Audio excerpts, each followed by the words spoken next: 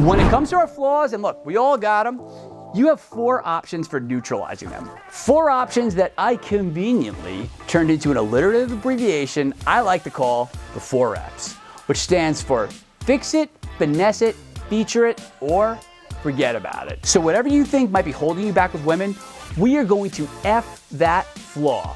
So get ready to look your best because I'm about to explain how to use the 4 Fs to transform how you present yourself to the world. Welcome, welcome. I am Rob Judge, and in today's video, I want to discuss something a bit different from the topics I usually cover, which is how you can optimize your presentation. And I don't just mean your physical appearance. I don't just mean your looks. I mean how you present yourself, how you come off has less to do with how ridiculously good looking you are, and instead depends more on how much or how little baggage that you're dragging around with you. Like it or not, a man's physical attractiveness doesn't depend that much on your genetics. Instead, it's about what you do with whatever you've been given. And that's why a guy who is average in the looks department, but who walks through the world with ease, is going to appear so much more magnetic and attractive than a traditionally good-looking guy who is plagued by insecurity and who's haunted by doubt. Male attractiveness boils down to a very simple formula. An attractive male equals confidence minus ugly features. In other words, the name of the game isn't do whatever you can to look like a male model. Rather, it's simply do whatever you can not to look ugly while maximizing your confidence. This is why I'm such a lunatic about shutting down excuses and limiting beliefs.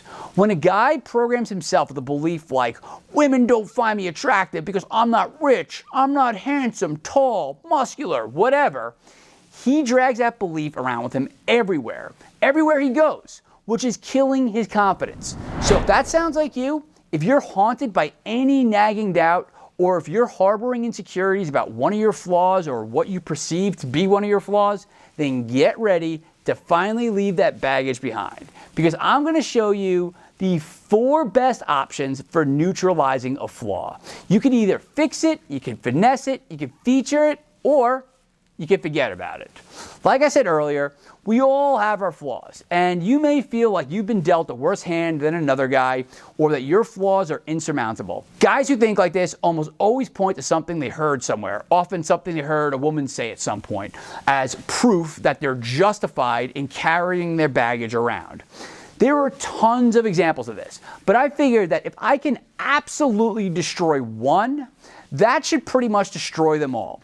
But I realized this couldn't be some straw man flaw, right? It couldn't be some weak bullshit like, oh, I have a mole on my pinky toe. No, this one had to be a good one, a flaw that most guys would think is a deal breaker. So I considered all the objections I've heard from guys bring up over the years, and I landed on the classic, I only date guys who are at least 6 feet tall.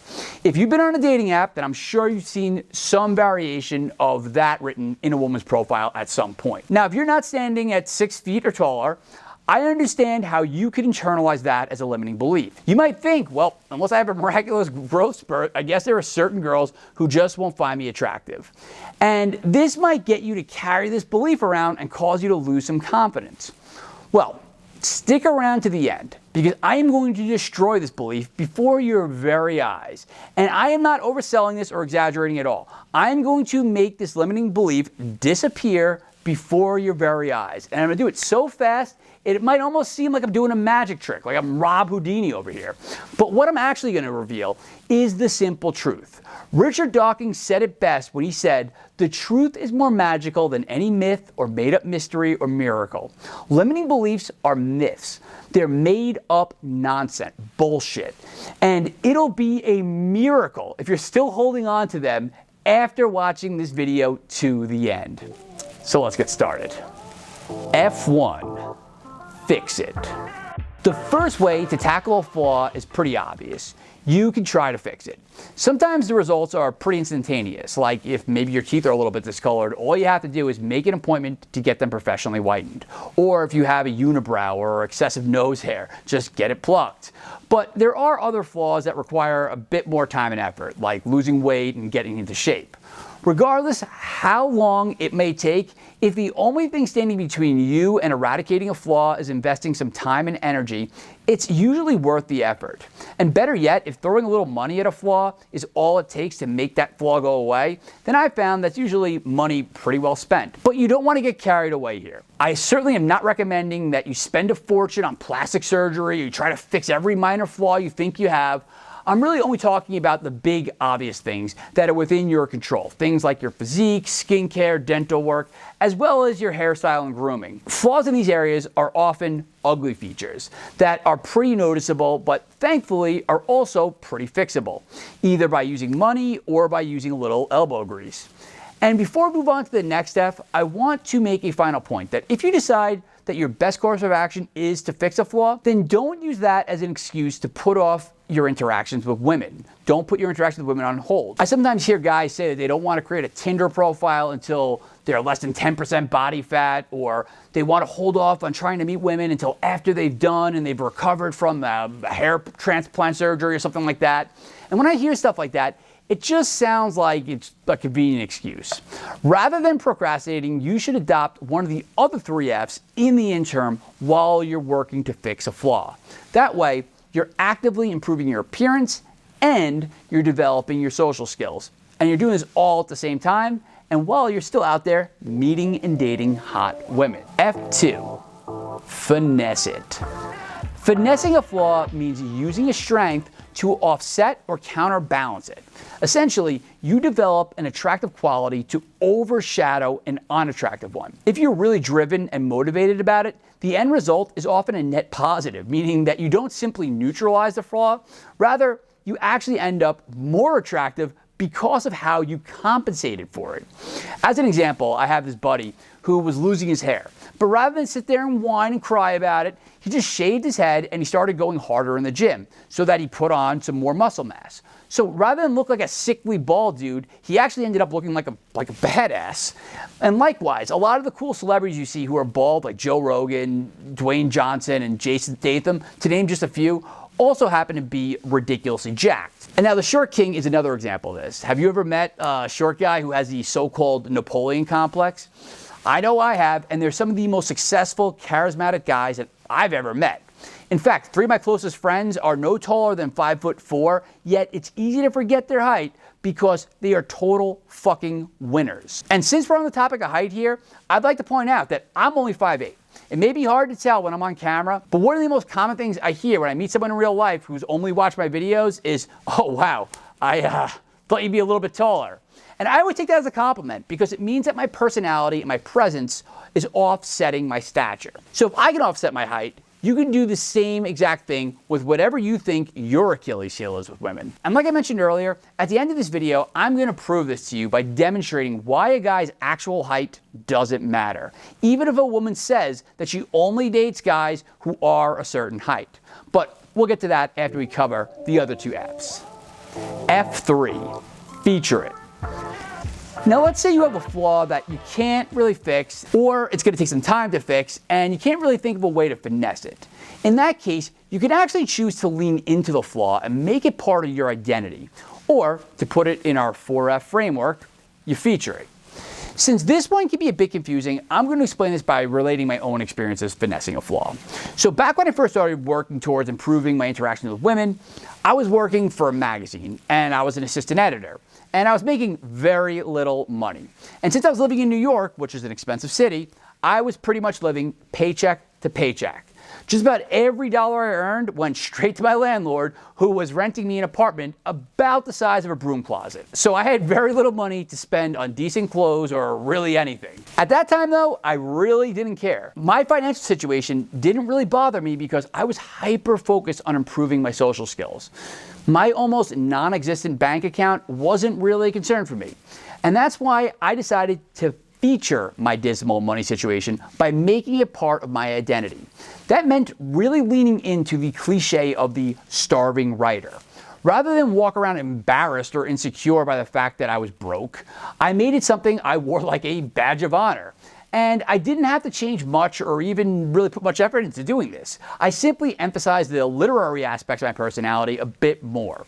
And more importantly, I never once showed any hint of shame or regret for not having more disposable income, or I was ever embarrassed that I didn't own luxury items.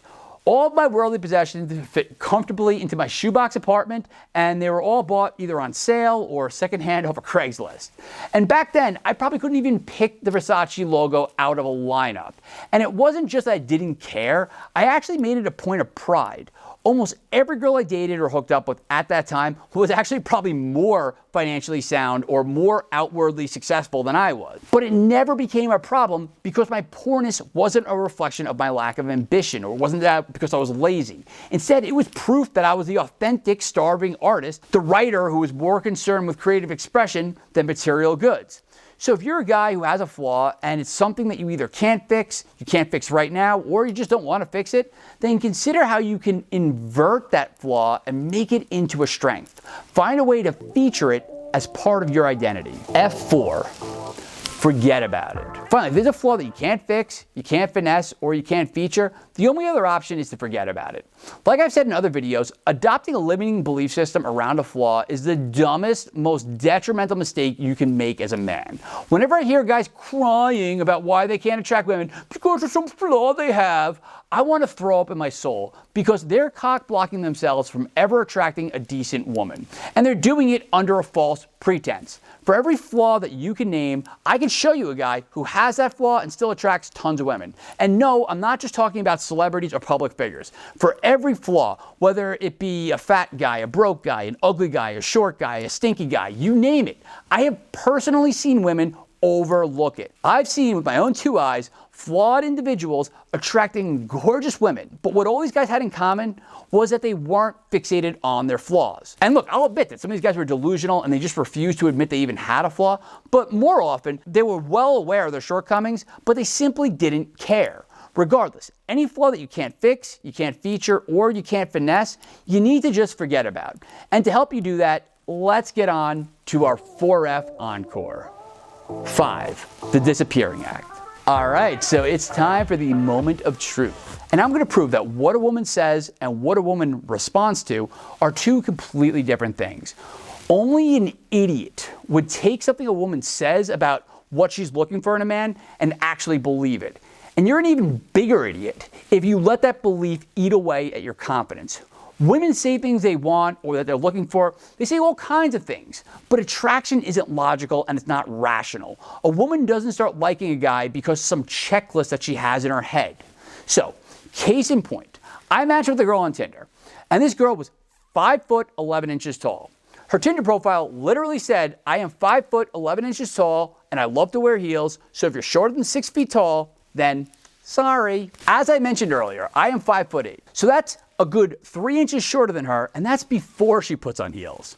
Oh, and this girl, just for the record, she wasn't some gawky, awkward 5 foot 8 woman either. No, she was the stereotypical hot, tall girl, and in fact, she was a model. And I only point that out to stress that it's not like this girl had to settle because she had a lack of options. She's a beautiful woman in her early 20s, in her prime essentially, who claimed to only want to date tall guys.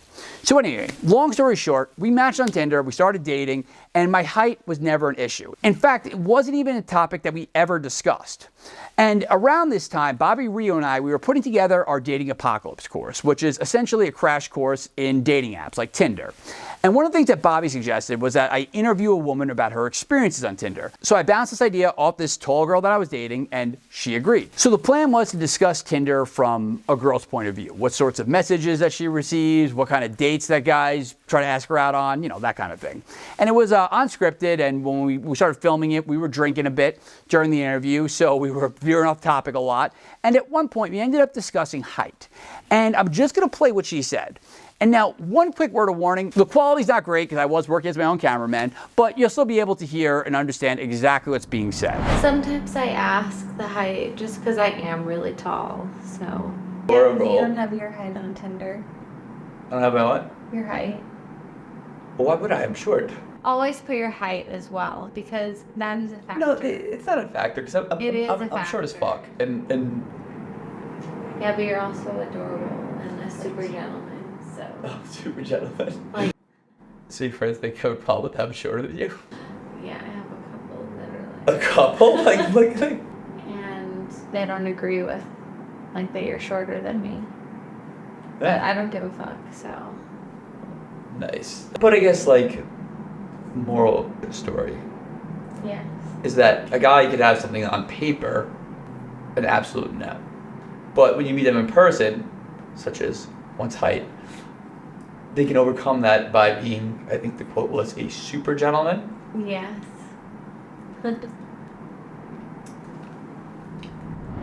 So did you catch all that? She acknowledges that she's taller than me. And she even goes on to say that her friends don't approve of her dating a guy who's 5'8". And you heard her say that she doesn't date guys shorter than her, but she'll date me because I'm a super gentleman. That somehow, because I'm a super gentleman, I get the pass, right? But look, I'm nothing special. I'm not doing anything that you can't do.